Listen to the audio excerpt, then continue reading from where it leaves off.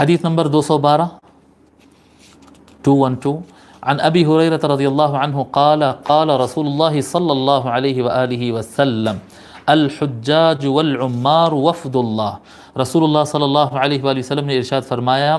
حجاج یعنی حج کرنے والے، العمار یعنی معتمر عمرہ کرنے والے، حج کرنے والے اور عمرہ کرنے والے اللہ کے مہمان ہیں، وفد اللہ، یہ اللہ کے مہمان ہیں۔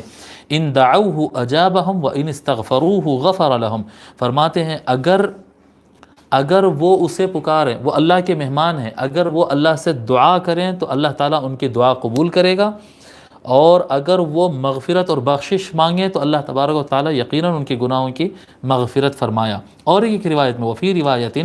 الغازی فی سبیل اللہ والحاج والمعتمر، اور ایک روایت میں اس طرح کے الفاظ ہے الغازی فی سبیل اللہ، اللہ کی راہ میں جہاد کرنے والا، حج کرنے والا، والحاج والمعتمر حج کرنے والا اور عمرہ کرنے والا، یہ تینوں اللہ کے مہمان ہیں، اس طرح سے اور ایک روایت میں الفاظ آئے ہیں۔ اس حدیث کو امام ابن ماجہ اور طبرانی اور بیہقی نے روایت کیا۔